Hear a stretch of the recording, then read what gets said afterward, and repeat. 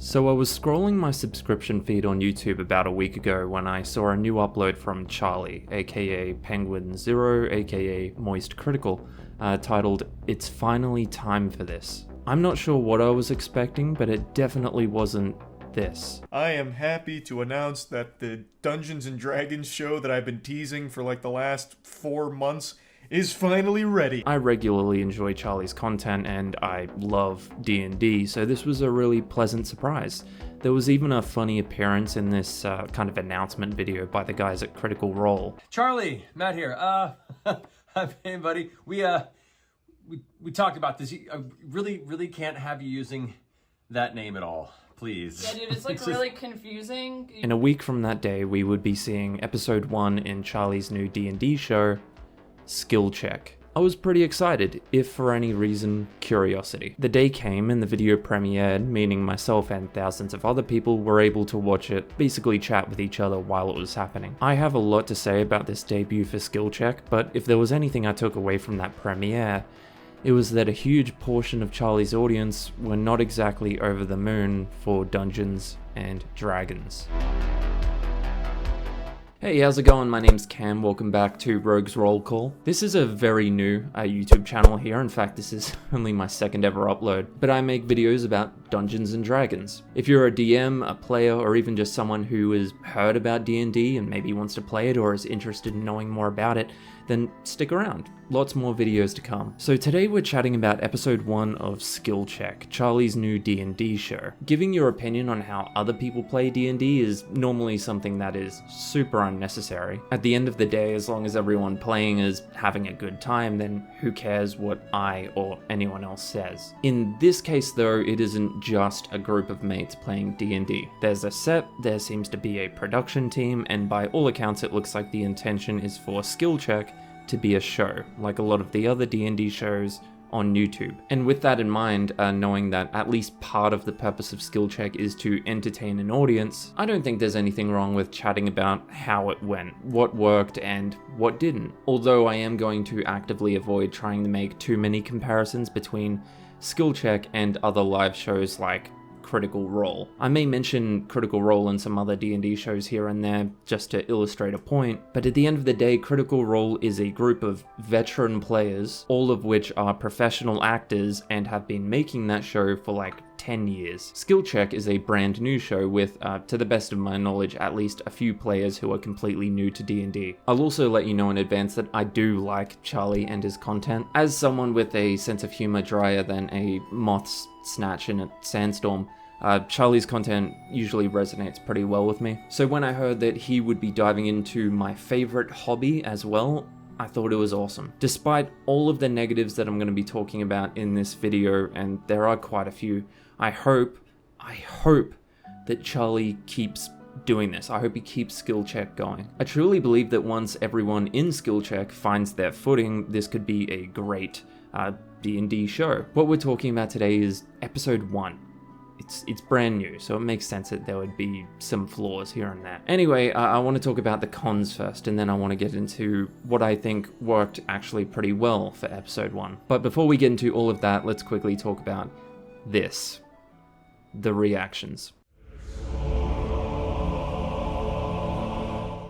So like I said, I managed to tune in for some of the premiere, and the first thing I noticed was that a lot of the people in the chat were not enjoying this. If you could dig past all of the L streams in the chat, you'd see there's a few reasons this wasn't working for them. Number one being they had no idea what D&D is. Instead of seeing Charlie sitting at his desk discussing, current dramas or trending videos and topics or reacting to police chases, they were instead seeing him sitting around a table with a bunch of other people telling a collaborative story. People in the chat were saying that there needed to be more animations and visual elements rather than just people sitting here talking. But of course that is completely antithetical to what D&D is. That's just not the point of the game, and not to mention having animations for hours-long videos churned out week by week is completely unrealistic. Dungeons & Dragons is first and foremost a role-playing game. It's about the people there and the stories that they're telling. It's not about like flashy visuals or,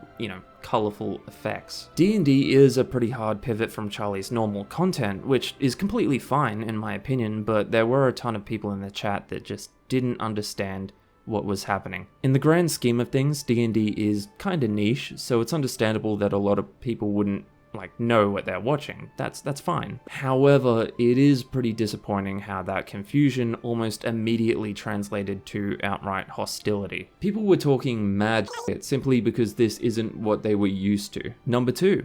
The cringe factor. I love D&D, but putting on silly voices around a table can be cringe to people on the outside. I get it. I used to think that. I honestly used to think that even after I started playing D&D. I talked about it in my last video, but I didn't start doing voices even though I was a DM. I didn't start doing voices for different NPCs until quite a while in, because I was cringing at myself. D&D can seem cringe to a lot of people, but also, who gives a f***?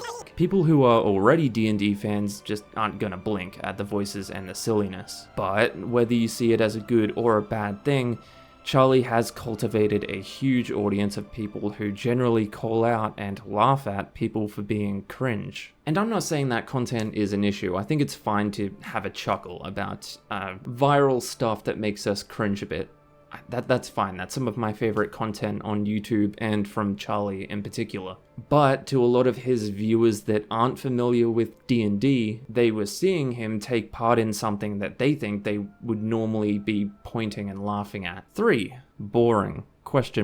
Aside from all of the chats and the comments that I just mentioned, there were also a lot of people who said that they were D&D fans, but still found this episode to be kind of weak. In particular, a lot of those people were saying that they were getting bored by what was happening. Unfortunately, I would have to agree, but for reasons that I'll be getting into in the next section. Even though I agreed with a lot of the comments that I was seeing during this premiere, it was still kinda sad to see. It's very obvious, at least to me personally, that Charlie is super passionate about D&D. It seems really obvious that he loves playing D&D and this is something he really wants to do. I just hope that at the end of the day, this negative reception doesn't ruin it for him. So first and foremost, the campaign looks set to be pretty goofy, with a strong focus on comedy, or at least more silly elements in the world building and the characters. That in itself is not a problem. I want to be clear about that, and to be honest, if you expected anything else from a D&D game involving moist critical, that might be on you. But with that said, it does seem like a lot of the people around the table were more interested in cracking jokes than moving the story forward. The unfortunate consequence of that was that the pacing was constantly brought to a grinding halt. For example, the whole sequence where the players actually met each other for the first time, or the characters met each other for the first time, was just a long string of jokes between the players, not the characters. Like over-the-table jokes between you and the other people playing the game, rather than the actual characters joking around with each other. And the constant jokes and sidetracking made it really difficult to understand how the actual characters were feeling about this super important moment. They had just somewhat magically popped up in a completely new area, had no idea why, were surrounded by complete strangers, and yet we got very little reaction or insight on how those characters were feeling because everyone was too busy joking over the top of the table about syphilis and stuff. This is a trend that continued over the whole episode, and unfortunately it was taking a really long time for anything to actually happen or get done, because everyone was just constantly goofing around. More than half an hour in, we had learned very little about the world, the plot, or the characters, and there had only been one skill check. And this was especially bad because this session was only 2 hours long, which is about half as long as your standard D&D session. Usually they go for 3 to 4 hours or so. Of course, that's not a requirement or anything like that, and you can make shorter or longer sessions work, but that's just a general time frame that, as a collective whole, the D&D kind of space has found has been the best to do little adventures that can kind of be wrapped up at least partly, session to session. The first session is super important, especially when it's being put online for entertainment, because you want to give everyone at the table and everyone watching at home enough information to get them excited enough to come back. Making jokes is fine, even out of character and over the table, that's completely fine. Having a strong comedy theme for the campaign is fine, that's Dimension 20's whole shtick.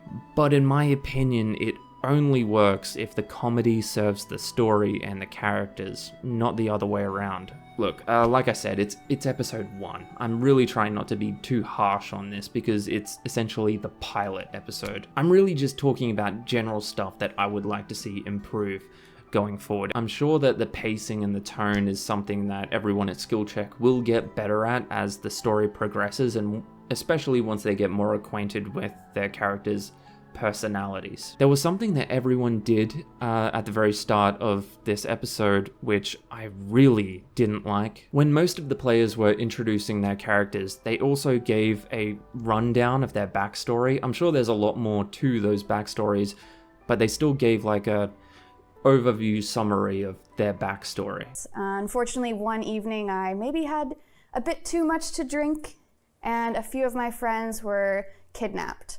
I know this because my one friend, we have this code, she left a flower for me, I found the flower, and I've kind of been looking for her ever since.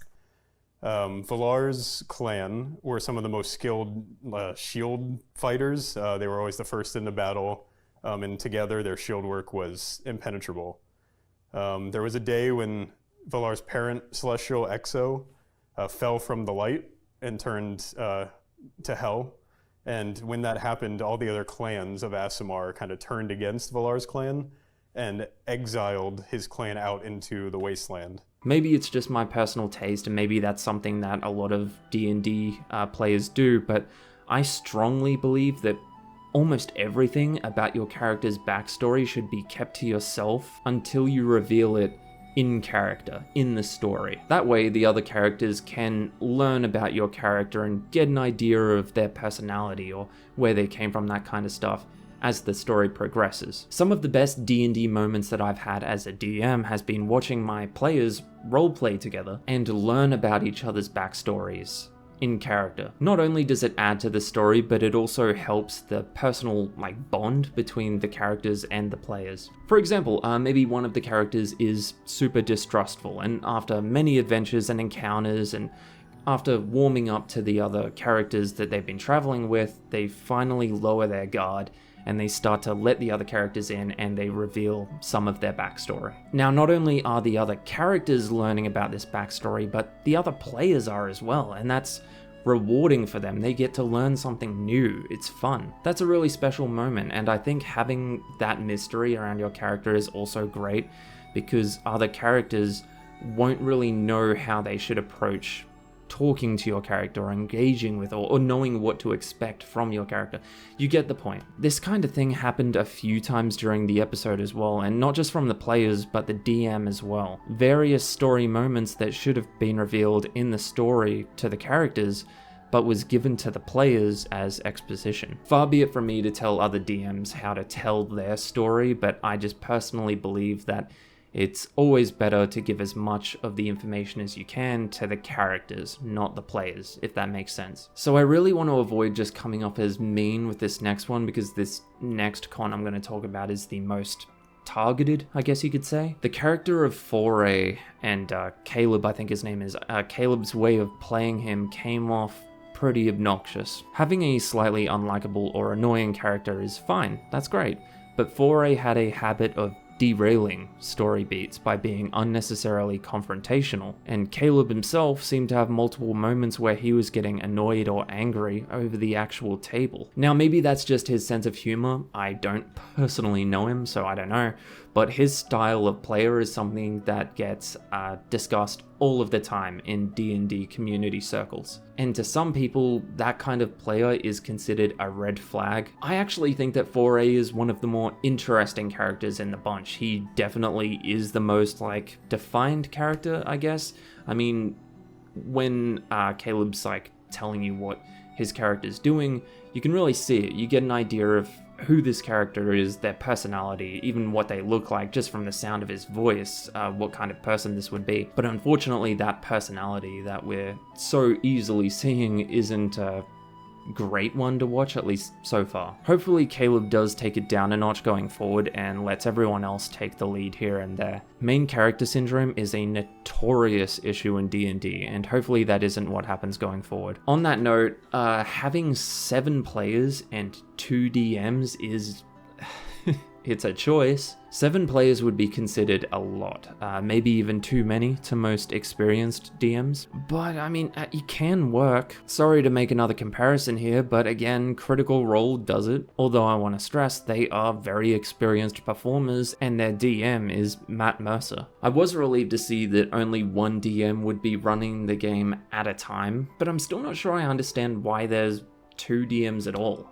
But hey, maybe it'll work. It seems kind of precarious to me, but I hope it does. I hope it works. I hope it doesn't seem like I'm putting all of the blame here when it comes to these cons on the players, because at the end of the day, it's the job of the DM to keep the story moving and make adjustments so that each character has a moment to shine. Unfortunately, some of the players barely said more than a few words over the whole 2 hours and didn't really get to do a whole lot of anything, which is pretty disappointing. Again, this is a 2-hour session involving 7 players, so there's not a lot of time, but it would have been great to see a bit more from some of the quieter players. Being a quiet player is completely fine, but it makes the problem of not knowing much about these characters or their personalities or their motivations even worse. Speaking of motivations, I have no idea why any of the characters are doing what they're doing. This is episode 1, I understand we're not going to get a full breakdown of, who they are, where they came from, what they're doing, why they're doing it. I understand that, that's fine, but the characters didn't seem bothered at all that they were effectively kidnapped and given a job by a pair of mysterious strangers. But maybe that's something that will be explored in the next episode. I hope it is. Those are all of the cons I have about episode 1 of Skill Check, but if you take anything away from this video, please let it be this. None of these problems are deal breakers. They are all things that can be worked on, and pretty much all of the cons that I've mentioned is stuff that just wouldn't matter if this was like a home game and just a bunch of mates playing around the table. But because it is being put out at least partly for entertainment purposes, it's stuff worth talking about. I do honestly believe that once all of the players and even the DMs start to settle more into their campaign and get more used to the characters and the plot and the world, it'll improve. Let's talk about some of the good stuff, because there is good stuff. One thing I really love about Skill Check so far is something that gets regularly overlooked in D&D. Character quirks. Small, unimportant traits that make a character more interesting. For example, the gnome Hemp uses stilts to make himself taller. It's just like a part of his character design, and also the stilts double as his spell Focus, which is equal parts hilarious and brilliant. I love that. That's actually really clever. Charlie's character is part gummy bear, which is a bit sillier than I would normally like, just to my personal taste, but does result in his character Hugh being able to turn into like a thick, gooey fluid, which during their first fight encounter came into play in a super fun and clever way. There were a lot of times during watching episode 1 where I found myself saying, that was really clever. Shark is a bugbear attorney, literally from hell. That's awesome, and it sounds like it could be its own Adult Swim cartoon show in itself. The character of Shark is a very fun and interesting spin on the barbarian class. I love it. Character quirks are sick, and they can make the standard fantasy archetypes that we're used to a lot more interesting. The art for Skill Check is dope as well. The animation Charlie showed off to introduce us to the show got me pretty hyped. It's really well made. Now the set itself is pretty ordinary. It's not bad, it's not amazing, it's alright. That might be something that we see get updated as the campaign progresses. And assuming it is, I'm actually pretty excited about that. I love seeing the sets on D&D shows change and evolve. I think that's really great. The story setting is interesting. My personal preference is definitely the standard medieval fantasy world, but this sci-fi spin makes sense and works with the goofy setting and the characters. We don't know much of anything about the world so far, so that's all I can really say about like the world building right now. I don't really have as many pros as I do cons, and if I was to summarize, I would say that Skillcheck's first episode was kind of a rocky start, but it wasn't horrible. The thing is, I don't think anyone is particularly at fault here. I think it's just a side effect of having some new players, a new campaign, and a new show. I imagine that everyone at Skillcheck just needs to kind of get used to this and get familiar with, you know,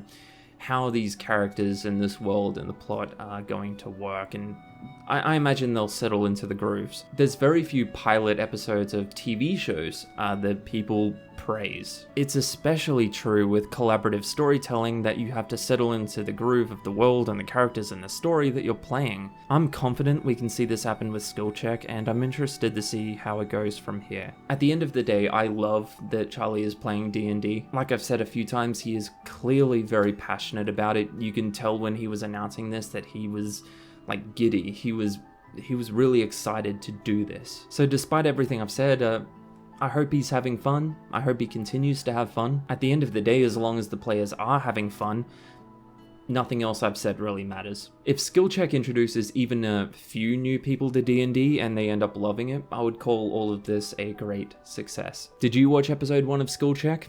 What did you think? And also, how do you feel about the growing popularity of D&D? You know, with the D&D movie and Baldur's Gate 3 and Stranger Things and the growing popularity of Critical Role. I feel like at this point we're kind of avalanching, that might be a bit dramatic of a word, but I feel like we are building a lot of momentum towards waves and waves of new players, which personally I think is a very good thing.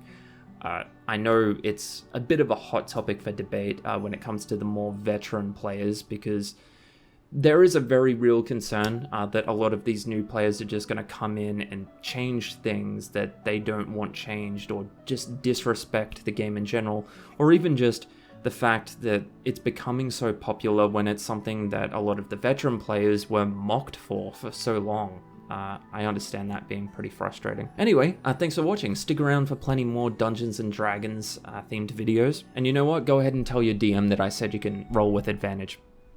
Catch ya. That's about it. See ya.